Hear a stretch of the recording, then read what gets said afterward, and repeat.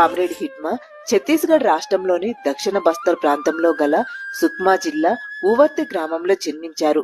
16వ ఏటనే Maoist పార్టీలో చేరారు. అంతకుముందు గ్రామంలోనే వ్యవసాయం చేసుకుంటూ జీవనం సాగిస్తున్న హిడ్మాకు మావోయిస్టు పార్టీతో సంబంధాలు ఏర్పడ్డాయి.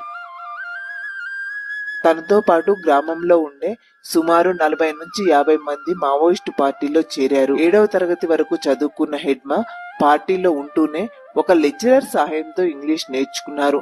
అంతేకాకుండా తన మాతృభాష కాకపోయినా హిందీ భాషను సైతం నేర్చుకున్నారు.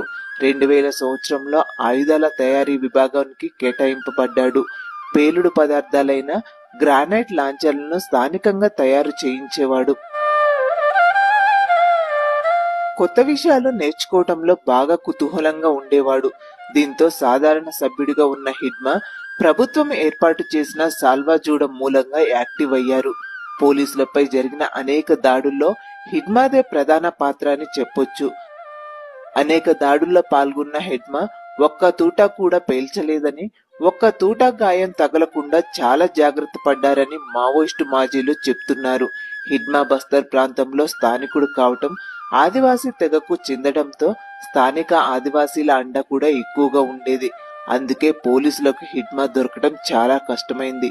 పోలీసులకు మోస్ట్ వాంటెడ్ గా ఉన్న కేంద్ర కమిటీ సభ్యులు సైతం వరుసగా ఎన్కౌంటర్ లో చనిపోయినా తాను మాత్రం దొరకలేదు. కానీ తనను మారేడుమిల్లి అడవుల్లో ఎన్కౌంటర్లలో చనిపోయారని పోలీసులు ప్రకటించారు. కానీ విజయవాడలో హిడ్మాను ఆయన భార్య రాజీను పట్టుకొని చిత్రహింసలు పెట్టి వారిని అడవులో ఎన్కౌంటర్ చేశారని ఏపీసీఎల్సీ నాయకులు ఆరోపిస్తున్నారు. ఎన్కౌంటర్ కి ముందు రోజు హిడ్మా తల్లితో లొంగిపోవాలని ప్రకటన ఇప్పించారని, గతంలో గాజర్ల రవి, అరుణ్ కూడా అలానే చేశారని ఆరోపిస్తున్నారు. హిడ్మా మరణం మాత్రం విప్లవ శ్రేణులను చాలా కలిసివేసింది. జోహార్. 69న ఆయుధమై లేచే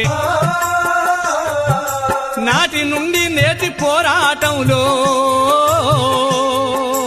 లెక్కలేని వేగు చుక్కలై వెలిగిండ్రు.